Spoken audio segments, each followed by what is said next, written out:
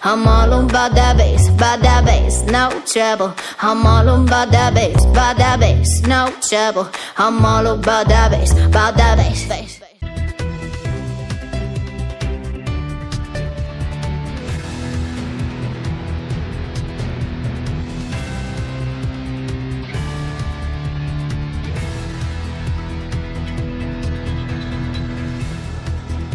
Bienvenue à tous, les rapports s'accumulent sur le nouveau modèle de développement, Banque mondiale, Banque Al-Maghrib, CESE, HCP et maintenant OCDE. L'Organisation de coopération et de développement économique a remis en début de semaine au chef du gouvernement son second rapport de l'examen multidimensionnel du Maroc. Au menu, les failles qui entravent le royaume dans son développement économique et des recommandations pour permettre au Maroc de rejoindre le club très convoité des pays émergents. Alors quelles sont les grandes lignes de ce rapport? À quand une sortie du gouvernement sur le nouveau modèle de développement? C'est le premier sujet des décodeurs atlantiques. Vos décodeurs ce matin, Amine Dury, bonjour. Bonjour. Vous êtes responsable PME chez Inforisque Dun & Bradstreet. Un nouveau décodeur nous accompagne ce matin, Zachary Garty, bonjour. Bonjour. Vous êtes chargé d'investissement dans une institution financière internationale, acteur associatif et ex-président de l'association Tizi. En deuxième partie d'émission, nous nous poserons cette question. Peut-on éviter une morosité économique lors de Ramadan? Car selon une étude américaine, le mois sacré serait synonyme d'une perte de production de 0,6 à 0,9% par rapport à ce qu'elle aurait dû être durant une période normale. Alors les chiffres manquent encore cruellement sur l'impact du Ramadan sur les entreprises et sur l'économie. Qu'attend l'État et les organisations professionnelles? Peut-on éviter cet état de morosité économique? C'est ce que nous verrons à partir de 10h45. Les décodeurs atlantiques, votre émission de décryptage de l'actualité, réaction, questions sur la page Facebook. C'est parti. Encore un rapport, c'est le 6e sur le nouveau modèle de développement économique pour le Maroc. S'il y avait une idée sur ce rapport de l'OCDE, messieurs, qui vous a interpellé, qu'il faudrait absolument creuser pour pouvoir élaborer ce nouveau modèle de développement, Amine Dury, ce serait laquelle? Alors pour moi, ce serait le renforcement de la compétitivité industrielle via l'innovation. Oui. Je pense que c'est absolument prioritaire. Donner de la valeur ajoutée aux différents produits et services aujourd'hui produits par le Maroc via l'innovation. Et justement, je tenais à rapprocher justement cette idée avec une étude que j'avais sortie il n'y a pas très longtemps, justement sur l'investissement privé des sociétés marocaines. Et effectivement, on voyait une baisse assez importante en 2016 des investissements faits par les entreprises privées, notamment la partie relative à l'innovation, donc tout ce qui est recherche et développement, dépôt de brevets, etc. Baisse de combien? C'était quand même une baisse relative, on avait moins 1%, mais quand même... Oui, ça voilà. peut témoigner sur une longue période exactement. d'un manque d'investissement, en tout cas dans la recherche et le développement. Zachary Garty, s'il y avait un point qui vous interpellait. Bonjour Landry d'abord, bonjour Landry, bonjour Amine. Merci à vous et je tiens à travers vous saluer les auditeurs de votre radio et leur souhaiter un bon Ramadan. Bon, beaucoup de choses bien sûr, mais si on faut parler brièvement, le premier point... On avait oublié, pardon Zachary Garty, Amine Dury, je vous ai pas souhaité Ramadan Moubarak. Smalia. Ramadan Moubarak. Merci. Vous oublié parce que on a commencé avec le Grand Morning à partir de 8h, donc on a souhaité Ramadan Moubarak à tout le monde et je vous ai oublié tous les deux. Ramadan Moubarak. Merci et Ramadan Moubarak encore aux auditeurs. Et j'en profite aussi pour souhaiter à tous vos auditeurs un très bon Ramadan. Merci beaucoup. Zachary Garty. Bon, pour parler brièvement, vu que c'est la première question, je pense que le problème est le même. C'est celui de l'éducation, mais plus globalement, c'est celui de l'allocation des talents. Des talents vers les secteurs les plus productifs. Nous avons des gros problèmes, des grosses insuffisances dans de nombreux domaines, dans l'éducation, notamment dans des domaines précis et technologiques, notamment dans l'industrie. Nous travaillons sur beaucoup d'entreprises qui viennent s'installer au Maroc, dans les métiers mondiaux du Maroc, l'automobile et autres. Et c'est vrai que ces entreprises qui sont très motivées de venir au Maroc peinent à trouver du capital humain de qualité, et pas forcément de qualité uniquement, mais adapté à leurs besoins. Donc je pense qu'on pourra en parler plus longuement. Ouais, donc on a du mal à trouver de la main-d'œuvre, ça c'est numéro 1. Et puis numéro 2, ce que vous disiez, Amine Dury, le manque d'investissement dans l'innovation, ça fait que aussi ces entreprises marocaines qui font de la sous-traitance pourraient en profiter pour avoir justement des compétences supplémentaires par rapport à un secteur donné et puis créer de la valeur ajoutée. Alors pour l'instant, la valeur ajoutée, elle diminue au Maroc dans certains secteurs. Et puis je voudrais rajouter quand même qu'il y a un lien direct entre ce que vient de dire mon collègue et la question de l'innovation. Éducation, innovation, ce sont deux choses qui sont liées.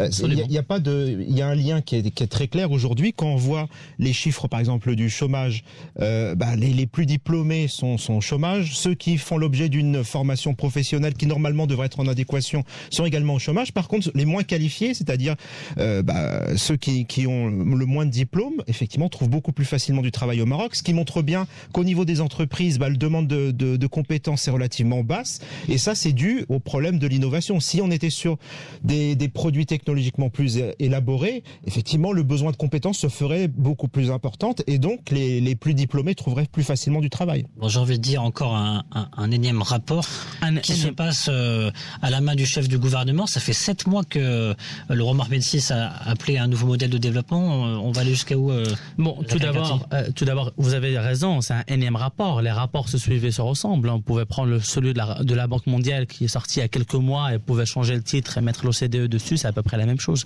Bon, d'abord, cette histoire de modèle de développement. Bon, je ne suis pas économiste de formation, mais beaucoup d'économistes n'aiment pas trop parler refutent même cette idée de modèle de développement et parlent plutôt d'expérience de développement qui, une fois réussie, pourrait devenir a posteriori des modèles de développement. Mais tous, ils s'accordent à l'idée d'avoir quelques piliers de développement. Et c'est ces piliers de développement dont il serait intéressant de parler. Le premier pilier étant les infrastructures. Nous avons quand même des infrastructures de qualité malgré tout. Nous avons des infrastructures, comme vous voyez même dans le rapport, dans 2-3 rapports, les infrastructures marocaines aujourd'hui sont largement meilleures à celles des pays d'Asie du Sud-Est dans les années 70, au moment où ils ont réalisé ce take-off, ce fameux décollage économique au sens de Rostov. Mais le problème c'est quoi? C'est qu'on a des très grosses infrastructures, mais on n'a pas un réseau de petites et moyennes infrastructures assez développées, assez larges. Entre autres, mais je veux dire que le point de l'infrastructure ne me gêne pas, qui est un premier pilier de développement. Le deuxième point est le point de la gouvernance. Certes, nous avons encore beaucoup de retard dans la gouvernance par rapport à d'autres pays. Il y a encore une économie de rente.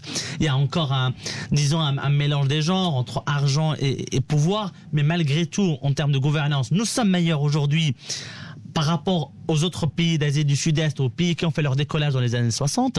Mais le troisième facteur, c'est là où il y a un problème, qui est le problème indéniablement, celui de l'éducation.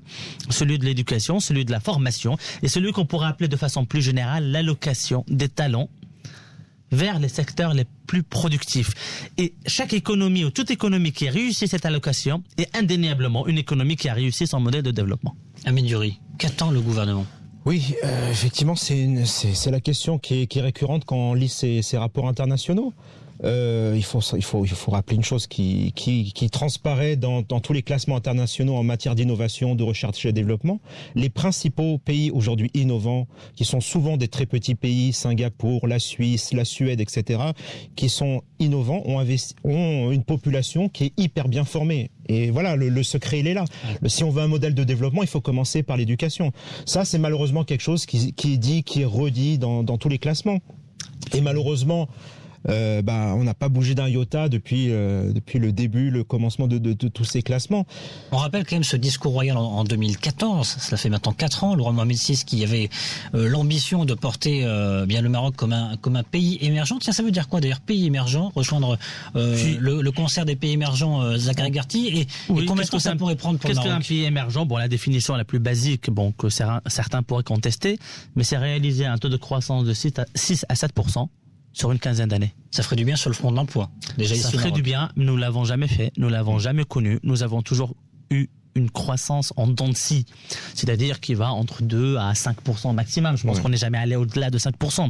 Et si on n'est pas capable de faire ces 6-7% pendant 15 ans, nous ne pourrons pas être un pays en voie de développement, un pays vraiment émergent, comme furent les tigres asiatiques au début des années 80. Et justement, quand je parlais tout à l'heure de l'allocation des talents vers les secteurs les plus productifs, il y en a 3 dont j'ai envie de parler. Le premier, c'est l'administration et les politiques. Malheureusement, au Maroc, nous avons très peu de gens qui s'orientent vers des carrières de hauts fonctionnaires ou des carrières d'hommes politiques. Alors qu'en Europe, nous avons en général les meilleurs ou parmi les meilleurs qui veulent s'orienter vers ce domaine. Donc la première insuffisance. Deuxième, c'est l'entrepreneuriat. Nous n'avons pas encore une dynamique entrepreneuriale qui est forte au Maroc. Quelques chiffres qui sont très parlants. En France, par exemple, un pays que nous utilisons toujours souvent comme exemple, vous avez entre 7 et 9% des diplômés de Polytechnique, qui est la meilleure école d'ingénieurs et la meilleure école tout court en France, qui s'orientent vers l'entrepreneuriat. Et c'est le cas pour HEC, c'est le cas pour l'ESSEC, c'est le cas pour l'EM Lyon, pour l'ESSEC, pour la principale grande école française. Ici, ce qui se passe, c'est plutôt que les jeunes qui sortent des grandes écoles, ils partent à l'étranger souvent. Soit ils partent à l'étranger, soit ils font un arbitrage négatif en faveur du salariat plutôt que de l'entrepreneuriat. Et au Maroc, les statistiques sont criantes.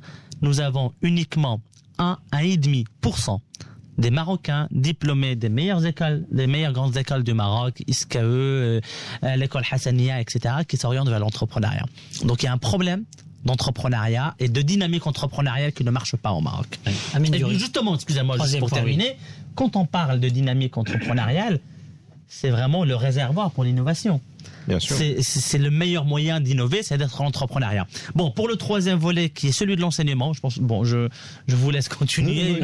Troisième point. Bon, le troisième point, c'est l'enseignement, qui est un point catastrophique au Maroc. Et justement, encore une fois, parce que les meilleurs des générations de lycéens au Maroc ne s'orientent pas vers des carrières d'enseignement.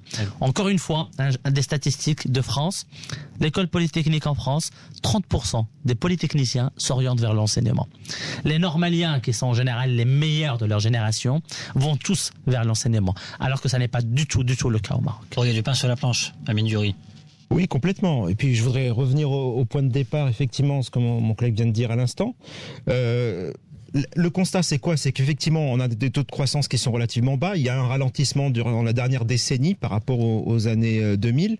Donc ça, c'est le premier constat. Moins de croissance créée. Ça, c'est le deuxième constat. Et donc l'idée, c'est justement quelles mesures, comment faire pour justement créer plus de croissance et avoir plus d'emplois. Il y a effectivement les rapports internationaux qui disent toujours la même chose. Malheureusement, on n'en fait pas grand-chose. Et puis, il y a une autre approche. Moi, j'aime bien ce que fait, par exemple, la France aujourd'hui. Je pense particulièrement au pacte, le plan d'accélération de croissance pour la transformation des entreprises. Donc lancé par Emmanuel Macron en novembre dernier. Exactement. Et qui là propose des mesures vraiment très concrètes dans différents aspects, en matière d'innovation, en matière d'export, tous les domaines qui vont permettre la transmission d'entreprises, toutes ces mesures qui permettent justement aux entreprises de croître sereinement, d'être plus compétitives à l'international. Et les mesures qui sont proposées, très souvent, sont hyper concrètes. Un exemple ? Par exemple, dans le cadre du financement de l'innovation, clairement, c'est drainer une partie de l'épargne des Français via des mesures fiscales, des incitations fiscales, pour collecter, par exemple, 10 milliards d'euros afin de l'injecter dans le financement de l'innovation. Ça, c'est concret. Des mesures fiscales qui permettront justement de faciliter également la transmission d'entreprises, parce qu'aujourd'hui, effectivement, il y a des problématiques. Et au Maroc, on a cette problématique de transmission d'entreprise. Une entreprise croît jusqu'à un certain niveau, arrive l'âge de la retraite pour son dirigeant, il ne trouve pas d'héritier, il n'arrive pas à transmettre son entreprise. Ça aussi, c'est quelque chose de concret. Voilà, la France propose des mesures concrètes, justement, permettant de répondre à ces problématiques. Zachary Garty, le pacte, ça peut être une source d'inspiration pour le Maroc ? Absolument. Mais hélas, nous n'en sommes pas encore là. C'est-à-dire que pour innover, il faut avoir des gens qui innovent. Et en général, ceux qui innovent sont les ingénieurs. Au Maroc, nous en formons très peu. Nous avons besoin à peu près de 15 000 ingénieurs par an pour réussir ou pour amorcer ce fameux take-off économique. Nous en formons très peu, nous en formons 7 000 à 8 000. Donc le problème majeur, c'est la formation, l'orientation. C'est la formation des ingénieurs et c'est aussi le renouvellement du corps professoral et le renouvellement des corps des enseignants. C'est là où il y a vraiment le plus gros problème au Maroc. Il y a récemment une étude qui est sortie de l'ONDH, l'Observatoire national de développement humain, avec la Banque mondiale, sur le niveau des enseignants. Il est catastrophique. Il est vraiment catastrophique. Ils ont fait des tests, ils ont donné en fait des feuilles truffées d'erreurs à des futurs enseignants et leur demanderont de corriger. Et ils ont dit qu'un professeur un enseignant est valable et considéré comme étant valable à partir de 70% de résultats justes. Et en fait, est-ce que vous vous rendez compte, en arabe par exemple, qui est la langue nationale du pays, seuls 4% des enseignants ont répondu aux questions. 4%. Et vous savez en français combien ? 0%. Donc voilà, c'est là où devient le problème. Bon, j'ai un ami économiste assez brillant qui a proposé une idée très intéressante sur laquelle nous avons travaillé à Tizi il y a quelques années avec un titre assez cocasse. Il m'a dit, Zakaria, nous avons besoin d'un instituteur avec mention pour nos enfants. Et en fait, l'idée, c'est que nous avons à peu près 200 000 bacheliers par an au Maroc. 40 000 en mention bien au moins, en mention assez bien ou bien au moins. Sur ces 40 000, il faudrait essayer d'orienter 20% vers les métiers de l'enseignement. C'est-à-dire, à peu près 20%, ça ferait combien? Ça ferait un cinquième, à peu près 8 000. Est-ce qu'on ne doit pas aller plus loin, peut-être, je pose une question, exiger une mention au baccalauréat pour tenter d'être enseignant? Mais absolument. En Finlande, en Thaïlande, au Vietnam, seulement 5% des élèves peuvent aspirer à devenir enseignants. Donc c'est-à-dire qu'enseignant dans ces pays-là, c'est aussi bon que être ingénieur de premier plan dans d'autres pays.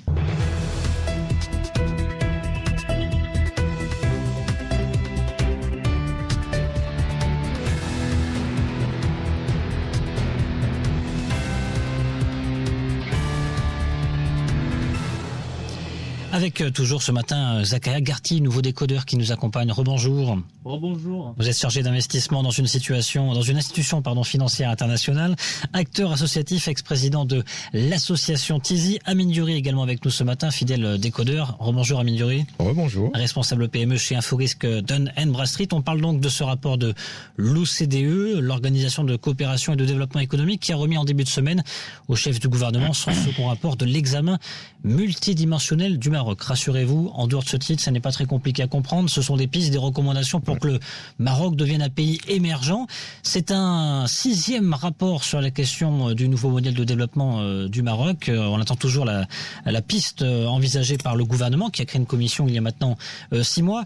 Zakaria Garti, vous proposiez notamment comme piste de solution peut-être une revalorisation du métier tout simplement d'enseignant, parce qu'on rappelle que l'éducation c'est un des piliers recommandés par la Banque mondiale, Banque Al-Maghrib, le CESE, et bien du nouveau modèle de développement. Absolument. Bon, même quand j'avais l'occasion de parler avec quelques spécialistes de l'éducation qui, il y a quelques années, n'avaient pas de consensus sur la réforme à entreprendre. Bon, certains parlaient des programmes, d'autres parlaient de la fracture linguistique, et peu parlaient du niveau du corps d'enseignants. Mais maintenant, tout le monde est unanime là-dessus. Et vous avez une proposition, c'était que... Bon, oui, c'est une proposition, c'est que voilà. Je vais vous dire pourquoi. Oui. J'avais assisté récemment à un événement organisé par une association qui s'appelle les Entretiens de l'excellence à l'école centrale de Casablanca. Et puis voilà, il y avait des ateliers, des financiers, des marketeurs, des journalistes. Bon, les étudiants étaient très contents d'aller voir les journalistes, d'aller voir les marketeurs, d'aller voir les financiers. Personne ne voulait aller voir les enseignants. Et c'est incroyable. C'est incroyable que ce métier n'attire pas les gens dans ce pays. Et puis, il y avait des gens, des jeunes lycéens qui hésitaient, vous savez, entre quoi et quoi? Entre enseignants et flics. Pourquoi? Parce que le flic, il y a une revalorisation salariale. Policier, parce qu'il y a une revalorisation salariale des salaires des policiers. Et puis il y a une sécurité du pays, et ça intéresse plus les gens. Et en fait, pour les enseignants, il faut vraiment une revalorisation sociale de ce métier-là et orienter les gens vers les carrières d'enseignants. Les gens en Asie du Sud-Est font pareil, en Europe du Nord font pareil. C'est en général les 5% qui ont les meilleures notes au baccalauréat qui s'orientent vers l'enseignement. Nous allons peut-être pas demander la même chose au Maroc, mais sur les 40 000 qui ont une mention bien, il faudrait qu'il y ait 10 000 personnes qui s'orientent vers des carrières d'enseignants. Et nous avons vu aujourd'hui avec le gouvernement qui a fait de recrutement de contractuels, hein, des enseignants contractuels, sans aucune formation, avec des niveaux extrêmement bas. Donc en fait, on va perpétuer le problème. Et c'est urgent. 12 000 enseignants contractuels recrutés à la va-vite, hein, pratiquement. À la va-vite, sans formation, avec des examens et un moyen de notation extrêmement approximatif, c'est une catastrophe. Amine Diouri. Oui, on est d'accord sur le diagnostic. L'école est, à mon avis, c'est évident que c'est le pilier de notre développement. Maintenant, c'est vrai que c'est aussi un problème qui est hyper complexe, c'est-à-dire que nous avons une école aujourd'hui qui est hyper inégalitaire, l'école des pauvres qui est l'école publique, l'école des riches et de la classe moyenne qui est l'école privée. On sait que dans l'école privée, malheureusement, les enseignants sont hyper mal payés. Les salaires salaire moyen tourne autour de 3 à 4 000 dirhams. Donc forcément, ça ne fait pas d'appel d'air pour les jeunes qui veulent devenir enseignants. Et évidemment. Donc, il faut évidemment, la question de l'enseignement commence déjà par une revalorisation salariale du métier. Et ensuite, une revalorisation sociale, effectivement, comme vient de le dire Zakaria, ça se passe dans beaucoup de pays. Et effectivement, c'est ça qui fera qu'il y aura un attrait, un appel d'air pour des gens compétents qui formeront notre future élite. Mais ça, malheureusement, c'est aussi une question qui va se poser à moyen ou à long terme, pas à court terme en tout cas. Sur la question de l'économie de manière globale, des entreprises, il faut réactiver le Conseil de la concurrence pour notamment booster l'entrepreneuriat, booster des petites entreprises à pouvoir créer des produits dans plusieurs domaines, notamment l'agroalimentaire. C'est ce qui va permettre au pays de créer de nouveaux emplois, de créer une véritable émergence économique. Alors, créer de l'emploi, effectivement, c'est la priorité. Comment ça peut se faire ? Il y a différents axes. Effectivement, il y a la question déjà de l'innovation, la recherche et développement. Il y a la question de l'export. Évidemment, il y a très peu aujourd'hui de nos PME qui exportent. Il y a un besoin de compétences, d'accompagnement. Mais si ces entreprises, justement, trouvent du financement, trouvent de l'accompagnement, elles peuvent créer des emplois pour, justement, exporter. Donc ça, c'est un autre axe. Évidemment, pour moi, reste la question primordiale. Si on veut créer des emplois, il faut aussi aider les entreprises qui sont déjà vivantes à survivre. Et moi, je repose toujours la même question, celle des délais de paiement, évidemment, puisque c'est un problème récurrent qui tue nombre de nos entreprises. On ne peut pas créer d'emplois tant qu'on n'a pas réglé cette question des délais de paiement. Donc aussi, ça, c'est un point essentiel. Zakaria Karti. Absolument, il a tout à fait raison. Juste pour terminer sur cette question d'enseignants et de revalorisation du métier, je fais un petit calcul. Supposons nous recrutons chaque année 10 000 nouveaux enseignants à un salaire élevé de 8 000 dirhams par mois. Ça fait 100 000 dirhams par enseignant par an. Multiplié par 10 000, ça fait 1 milliard de dirhams. 1 milliard de dirhams, ça n'est pas grand-chose par rapport à un budget d'éducation qui est à 45 milliards de dirhams par an. Et donc on n'utilise pas l'ensemble des ressources qui sont allouées aujourd'hui encore. Hein. Il y a un problème de gouvernance au sein même de l'éducation nationale. Oui, bien sûr, il y a un problème de gouvernance, c'est indéniable. Mais je veux dire qu'en termes, s'il y a un investissement à faire, c'est bien celui de l'investissement dans l'éducation.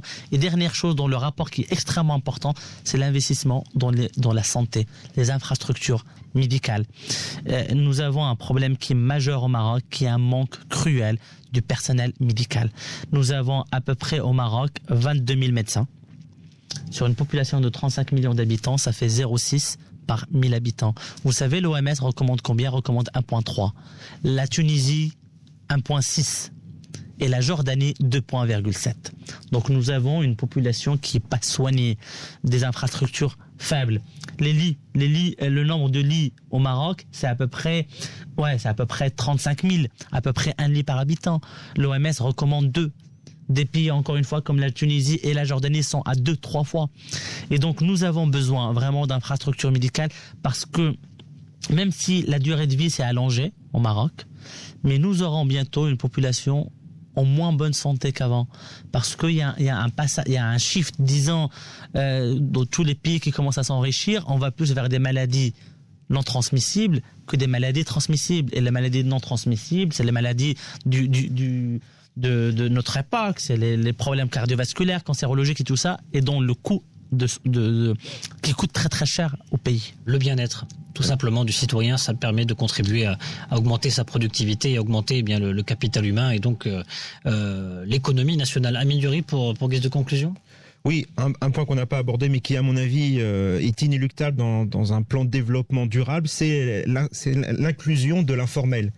Aujourd'hui, on parle de 20% de notre PIB. De très nombreux emplois, aujourd'hui, sont créés en dehors du cadre légal, donc pas de protection sociale pour les travailleurs qui travaillent dans l'informel.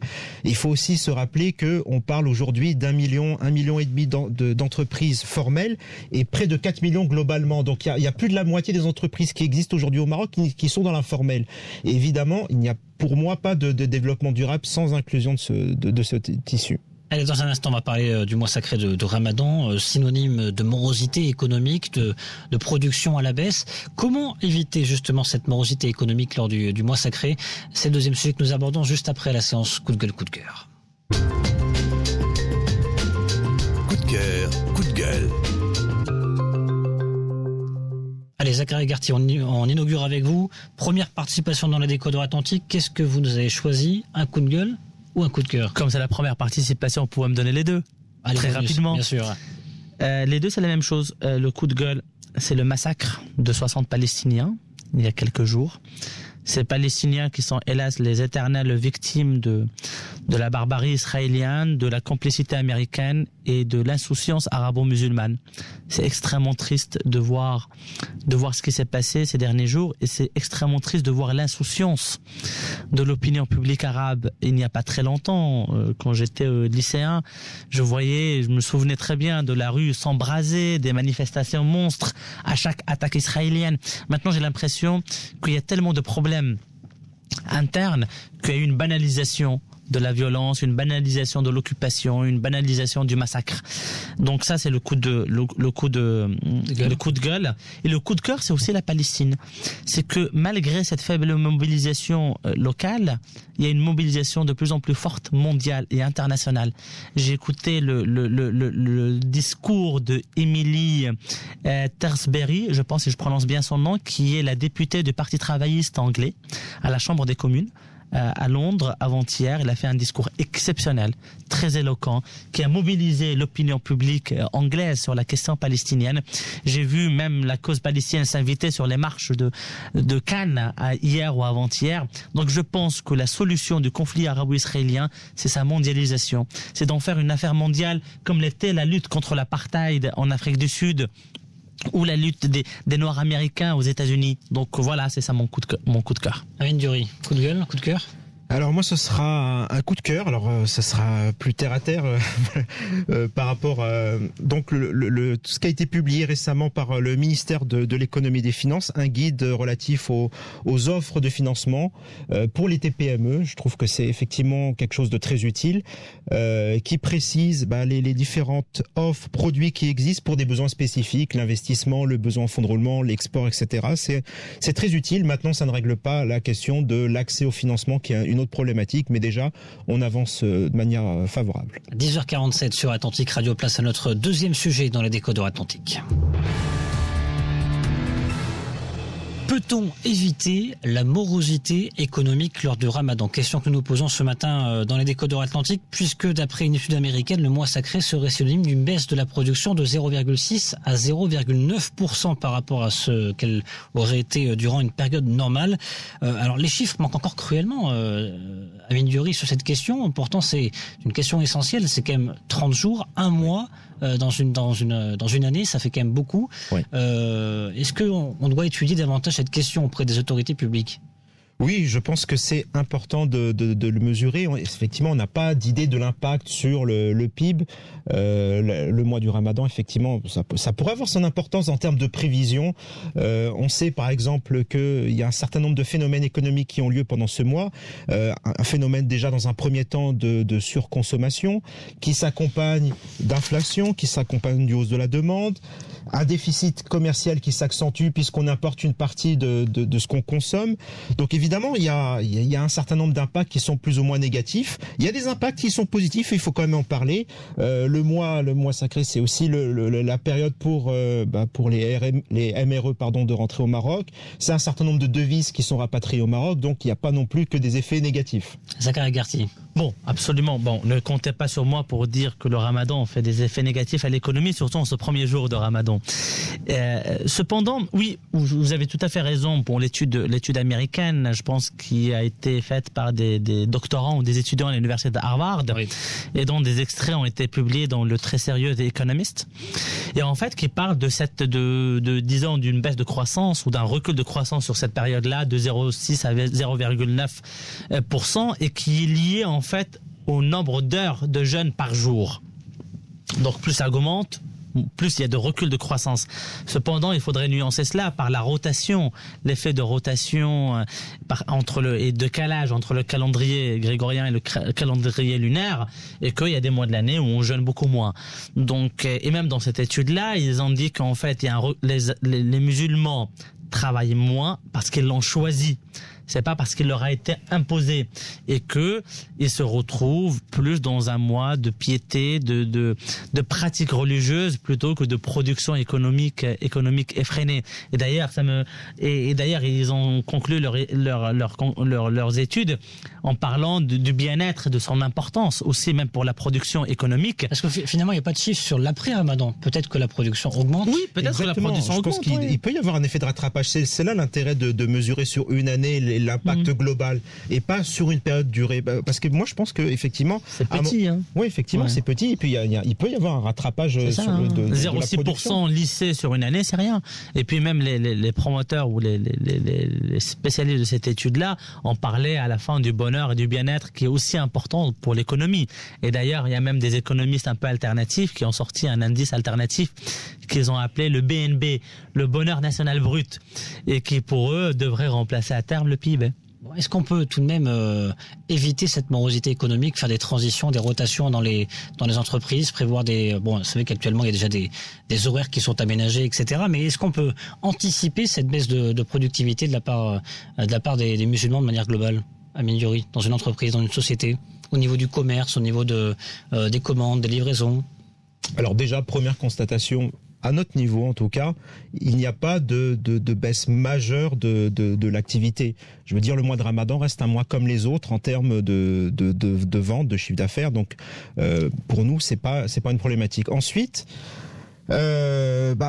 après, comment pour celles qui souffrent le plus, effectivement, je pense qu'il y a des mesures qui ont été proposées. Par exemple, mettre les vacances des salariés pendant cette période, justement pour faire coïncider la période de jeûne avec les vacances qui permettraient de reprendre par la suite à un rythme normal. C'est une proposition, pourquoi pas. Maintenant, concernant la productivité, je pense que c'est indéniable qu'à partir d'un certain moment de la journée, la productivité baisse. Maintenant, je pense pas que l'impact soit si important que ça. Des vacances d'été tournantes. Pourquoi pas? Bon, ça serait difficile pour s'adapter un peu à un contexte international où les vacances sont en général l'été. Mais bon, c'est une idée parmi d'autres. Après, c'est vrai que pour le mois de Ramadan, il y a une petite baisse de croissance, il y a une petite tension inflationniste aussi de 0,5 ou 1% qui est due à l'augmentation de la dépense alimentaire. Et cette dépense alimentaire excessive, qui d'ailleurs n'a rien à voir avec l'esprit originel du Ramadan, dont normalement l'objectif premier est de réduire la consommation personnelle pour donner aux plus nécessiteux. Et je vois que des fois, on va vers un mode consumériste un peu excessif, ce qui est contraire aux valeurs du Ramadan. Je voudrais qu'on parle de l'informel et du marché financier. Peut-être commencer par l'informel. Est-ce que c'est pas la période où le secteur informel, si on peut parler de secteur, en tout cas l'informel, peut faire des chiffres d'affaires, des bénéfices assez importants? Parce que c'est vrai qu'on voit des petits commerces informels qui se transforment du jour au lendemain, qui anticipent ce mois sacré. Absolument. Moi, j'avais travaillé dans mon boulot sur différentes transactions dans le secteur de jus au Maroc, sans citer les noms des entreprises. Et c'est vrai que ces entreprises-là pâtissent énormément de l'informel, notamment pendant la période de Ramadan, parce qu'au Ramadan, au Maroc, la consommation de jus d'orange, par exemple, ou des jus est concentrée 40-50% pendant un mois, et que c'est vrai que pendant cette période-là, le côté informel vraiment fleurit encore plus et ça tue le marché formel et les entreprises en pâtissent. Donc ça, c'est un produit alimentaire parmi d'autres, bien sûr. Après, il peut y avoir des conséquences aussi sanitaires, malheureusement. Absolument. Pour les citoyens, on voit le ministère de l'Intérieur qui est encore une fois mobilisé, même si ça n'est qu'une seule fois par an, nous rappelle aujourd'hui l'économiste Amin Diori. Exactement. Et puis, je citerai un chiffre de la grande distribution. Leur chiffre d'affaires, en moyenne, augmente chaque année de 30% pendant la période de Ramadan. Donc, j'imagine que l'informel... À mon avis, déjà, en termes de produits, les deux produits sont complémentaires. La grande distribution et l'informel, c'est pas non plus exactement la même chose. Qu'on achète via les petits marchés ambulants, c'est pas non plus ce qu'on va acheter dans une grande enseigne. Je pense que, voilà, évidemment, ça favorise la vie d'une partie de notre économie, et c'est pas plus mal non plus. Le marché financier, est-ce qu'il y a des conséquences du mois sacré sur la capitalisation boursière, sur les sociétés qui sont cotées? C'est difficilement mesurable. Bon, déjà le marché boursier marocain est peu liquide toute l'année. Donc non, je ne pense pas qu'il y ait plus que ça un impact. très important, je ne pense pas. Moi aussi, je pense pas qu'il y ait d'impact parce que déjà, par définition, les marchés financiers anticipent les effets les effets économiques d'un événement. Donc le Ramadan, évidemment, comme il a lieu chaque année, les marchés anticipent ce phénomène. Donc c'est déjà inclus dans les cours boursiers, à mon avis. Il n'y a pas de raison, sauf catastrophe économique particulière qui impacterait le cours de bourse. Mais hormis ce cas de figure exceptionnel, je pense que tout est déjà inclus dans le cours de bourse qui est aujourd'hui sur les marchés. Au final, messieurs, est-ce qu'il faut une étude ou pas? Est-ce qu'il faut que l'État se mobilise, peut-être recueille des données pour davantage de précision, un affinement précis de l'impact sur l'économie nationale? Je pense que l'État devrait d'abord se focaliser sur le fait de la nécessité de générer plus de croissance dans l'absolu. Donc le nouveau modèle de développement. Le nouveau modèle de dévéloppement, exactement. Amin Diori? Je pense que quand même c'est intéressant d'avoir une étude là-dessus. Si j'avais effectivement plus d'éléments, je l'aurais fait moi-même, mais je pense que ce serait très intéressant d'avoir des chiffres parce que ça permet toujours d'anticiper, de prévoir et c'est toujours bien en matière d'action économique. Merci messieurs. Amin Diori, responsable PME chez Inforisque Dun & Bradstreet. Merci bien. Zacharia Garty, à très bientôt. Merci, vous êtes chargé d'investissement dans une institution financière internationale, acteur associatif et ex-président de l'association Tizi. Excellente matinée à tous les deux et encore Ramadan Moubarak. Merci beaucoup Ramadan Moubarak également. Vous restez avec nous à 11h10, les experts atlantiques, votre émission citoyenne. 11h, ça sera le point info en langue arabe avec Mourad Baba. Je vous retrouve demain pour un prochain numéro des Décodeurs Atlantiques. Excellente matinée à toutes et à tous.